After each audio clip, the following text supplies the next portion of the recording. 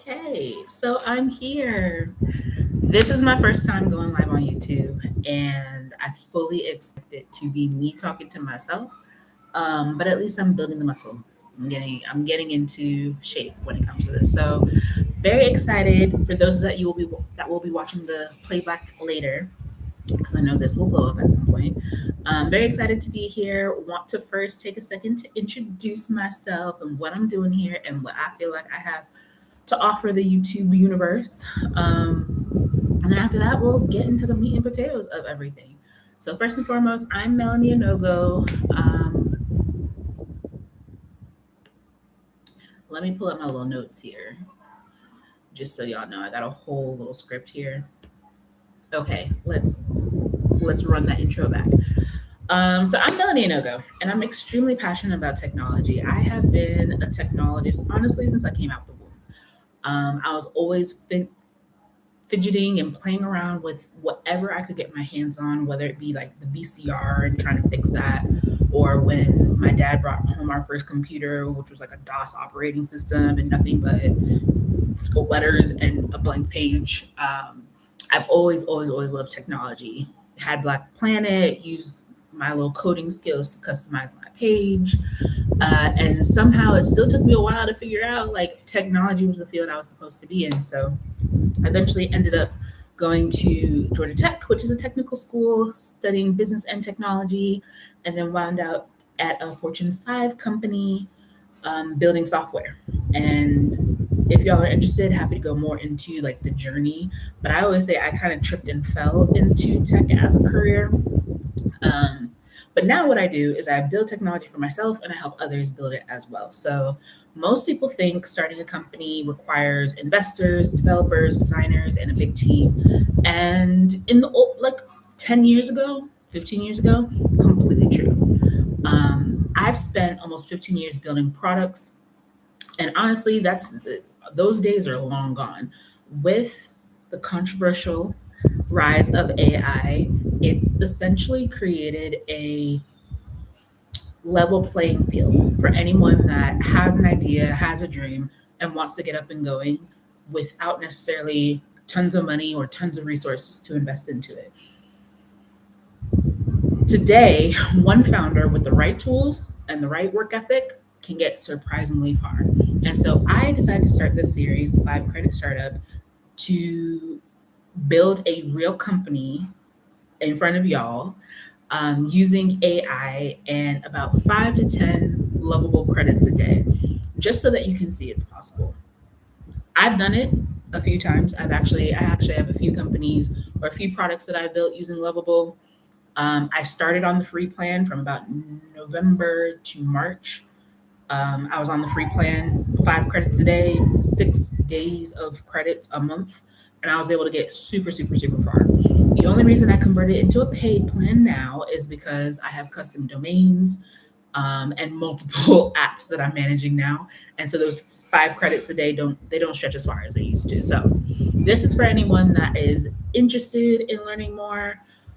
This is for all levels of techie, I should say. Complete beginners, don't know the start from the finish, to the folks that have been in the field for decades and are willing to learn something new.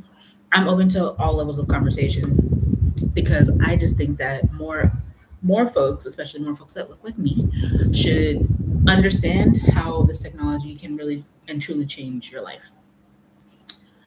Um, Before I dig in a little bit more, why I'm doing this, I talked a little bit about it, but I've built 3 companies.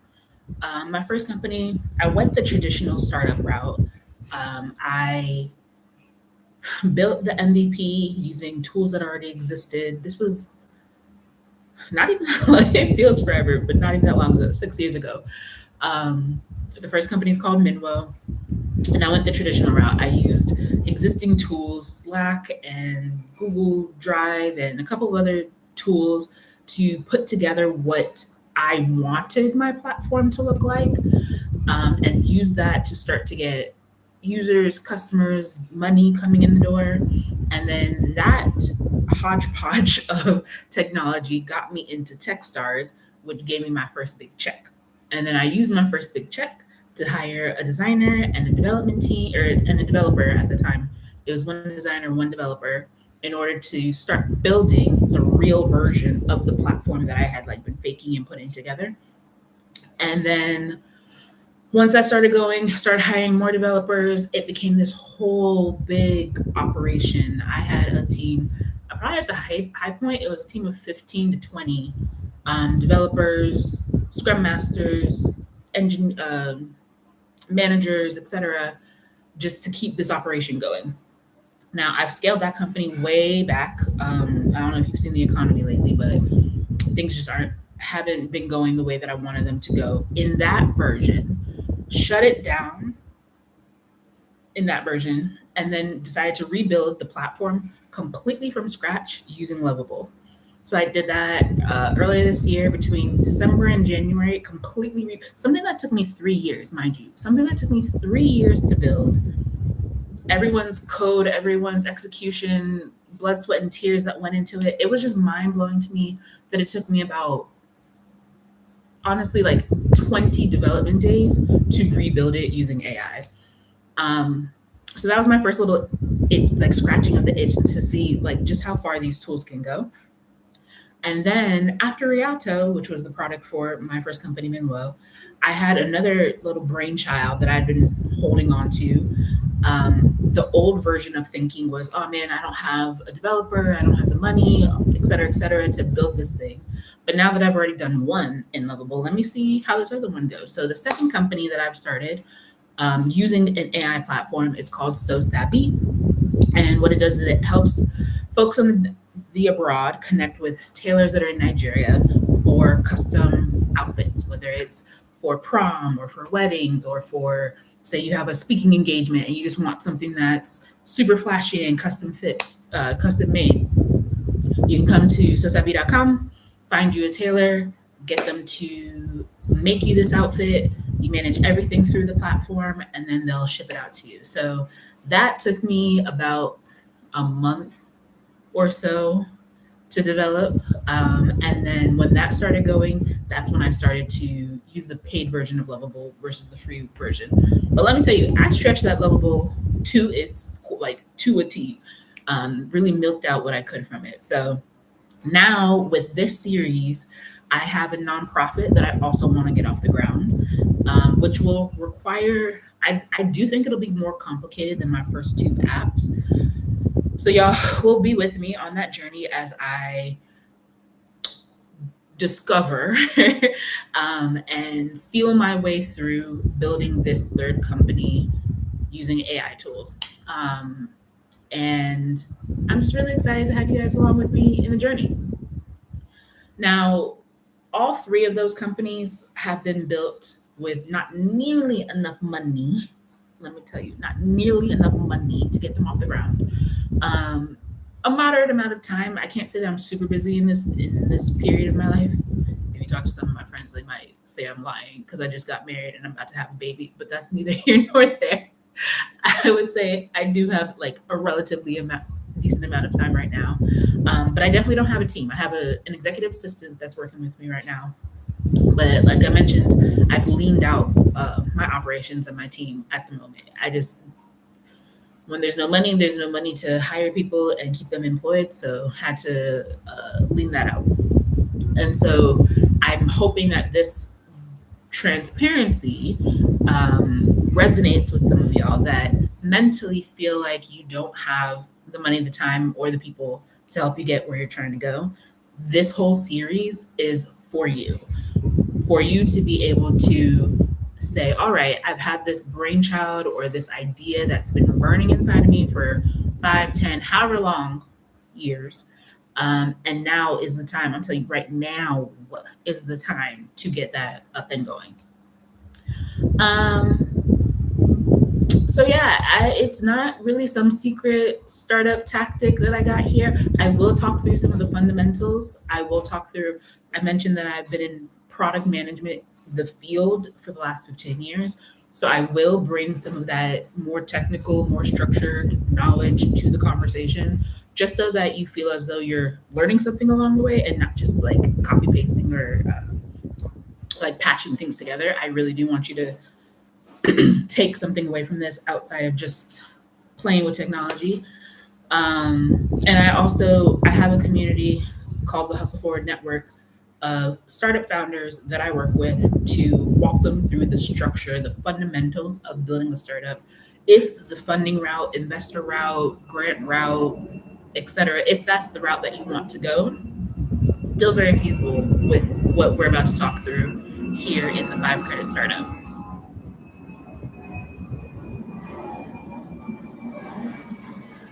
I think y'all can hear that. I live not too far from an airport, like 15, 20 minutes away from an airport. So every once in a while, you will hear a random plane go by. Um, so let's talk about the Hustle Forward Network. Quick plug. Um, it is a community for experienced founders, for new founders, for technology companies, for manufacturing companies. I like to call them innovators. Anyone that sees a problem, sees an issue, and their first idea is how can I solve that, or how can I make money off of solving that?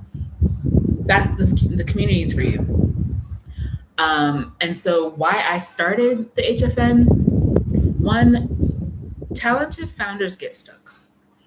There is no, well, now there's a lot more information available to people about how to start a company, how to start a technology company. But the blueprint, the path is still not super clear. And what I've been able to do is create a path for people to follow. You come in, you go to the website, go to rialtoapp.co. You can take a 23-question questionnaire. You can skip the questions that don't apply to you. It'll let you know exactly where your company is in the grand scheme of early stage startuphood. And then from there, it'll let you know which milestones you need to complete in order to move to the next level. Now, it was important to me to create this platform because there's a big disconnect between what an entrepreneur thinks are impressive metrics or impressive milestones versus if you are going the investor and funding route, what investors see as impressive metrics and impressive milestones. And so what I wanted to do is to create some place where the expectations are aligned. You are not confused or wondering why investors aren't looking at your pitch deck or aren't calling you back, or grants or pitch competitions aren't accepting you. You have a clear idea of I'm in the getting started to idea phase. I need to have a business model of this, of that, of this, of that, and you can get that done, but and feel confident walking into the conversations that you're walking into. Talented founders get stuck. They also don't lack ideas. I cannot tell you the number of times I have seen amazing ideas from founders not go anywhere. And it's primarily, again, because not being able to efficiently navigate the early stage period. You end up spending way too much time, way too much of the few resources that you do have on the wrong things in the early stage. And then you run out of money. Money is the air a business breathes. If you have no money, you choke, you die. And so the HFN is also not because it wasn't created because there was just a lack of ideas out there. And it's the primary reason is the support, the lack of support, I should say. And so coming to the HFN, you're surrounded by other innovators that are trying things that you may never have considered trying, that are facing problems that are similar to yours. And it just gives you an opportunity to be able to chit chat back and forth to get a better understanding of where you are, what you're doing, and how you can progress in your business. I always used to say founding alone, like in a silo, it's very depressing. It can be very depressing. Even if you're doing well, you will still face challenges. No matter what level you're at, you will still face challenges. And so it's extremely important that you have at least one other founder friend that you can commiserate to. Because let me tell you, your mama, your daddy, your sisters, your cousins, your brothers, your aunties and uncles, unless they're also in this journey, they likely cannot relate in the same way, right? Entrepreneurship is not for the faint-hearted. I don't believe it's an easier route than the 9 to 5. I always say you just have to pick your hard, you have to pick your headache. Me, I knew I was not a corporate girly. I was not that lasted not very long for me. And it's not because I don't enjoy a paycheck every 2 weeks. It's not because I don't enjoy healthcare. It's just my makeup and the way that my brain operates and thinking outside of the box and wanting to have freedom over how I operate. That's just not the corporate environment in most places. And so if you come on over to entrepreneurship land, yes, you may not get a paycheck every 2 weeks. You may go a little bit of time without healthcare. You may not be able to, you know, do certain things that your people or your friends and your family are doing because you're focused on the initial phase of getting things up and going. But if you stay the course and you stay consistent, and you find the structure that works for you, it can be very rewarding, right? It has different perks. And like I said, you just pick your perk. Um, so yeah, these all of the reasons that I mentioned above is why I started the Hustle Forward Network. Most founders don't need another motivational quote. I mean, I do like seeing them on my timeline. Sometimes it does help. Just reminding myself that I am that girl and I'm doing work that a lot of people don't believe they could do. But most importantly, what they need is structure, and what they need is community. And they need extremely practical ways to move forward. And so it's in the name, right? We don't hustle backwards over here. We don't do the most and get the least out of it. We are strategic in how we move forward, hence, hustle forward. Okay. Mm. Okay, so let's talk a little bit about AI. AI is extremely controversial, and I get it. I have two very conflicting but equal thoughts on this AI conversation, and I'll start with the humanitarian version. I am of the community and the type of person that if there are things that negatively impact others, which we have seen with AI in the data centers that are polluting water throughout the United States, and the unethical ways that AI has been is being used, say for facial recognition and things like that. All of those types of things I am firmly and clearly against. I should we have AI regulation that is extremely stringent? Yes, et cetera, et cetera. I believe all of those things should be in place, and I fully support each and every human being that is working toward making that happen. I am also of the firm belief that these tools and technologies are here. And what I don't want to see is the technology and the wealth gap for my people continue to widen because we will not get in the game. We've seen it with every technological evolution that has come. It feels like the gap just gets a little bit wider, a little bit wider, a little bit wider, a little bit wider. What um, our counterparts tend to do is whether it's ethical or not, they find a way to make money out of the situation. And then if it gets shut down, they get out, right? It's almost like an MLM. For them, all of these technology advances, what have you, they're essentially an MLM. Whoever gets in first, and by MLM, I mean multi level marketing scheme, if you're familiar with those. The main tenet is whoever gets in first makes the most money, and then they get out before the whole thing collapses. And what I'm trying to do with this AI wave in technology is listen, this may collapse at some point. We're seeing articles about how AI is actually ending up to be more expensive for companies than hiring humans, et cetera, et cetera. Who knows what the end result will be? But there is definitely going to be a golden time where money can be made. And that's what I'm here for. And that is what I'm here to share with other people as well. So,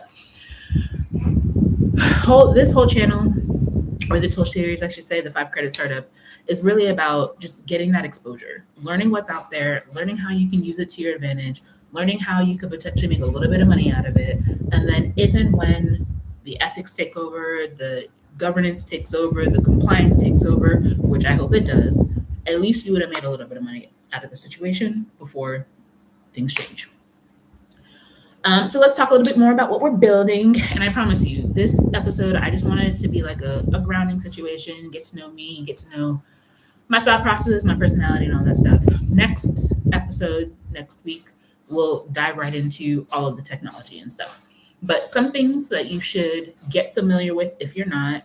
I use ChatGPT to help me flesh out the product requirements of whatever I'm building. So I'm actually on the free plan for ChatGPT. So you'll see at some point I'll get cut off, and that'll probably be the end of the day for that. So I use that to set the outline. I use it to then, okay, once we've fleshed out what I want this product to look like, give me a Lovable prompt to get me started. So then I'll take that over, I'll take it to Lovable, upload that, and then we'll go from there.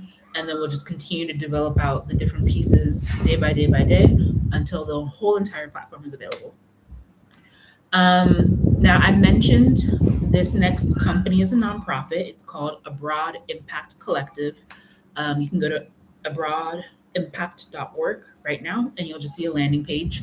So you know that this is real. Like there's actually absolutely nothing built right now.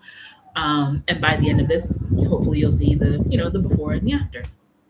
So this nonprofit is essentially helping Africans abroad support loved ones back home with more transparency and more structure. The idea for this nonprofit came from watching my mom and aunties and other family members constantly send money back home, whether it's just because they felt like it or for emergencies, funerals that came up, tuition fees that couldn't be paid, et cetera, et cetera. And recognizing they send buku money home, and as of right now, there's no real tax incentive that they're able to get for their altruism. And so hoping that this nonprofit can be a way for them to kill two birds with one stone, to be able to still continue to do the good that they do while abroad, but then also lessen their tax burden while they do it so that they can do more good, right? It just gives them more capital to be able to do more good. So that's the premise of the nonprofit. What we'll be building is a platform to manage the operations of it all. So from bringing donor money in, sorting it out based on categories. Some people want to donate to educational initiatives, some people emergency relief, others healthcare, and etc.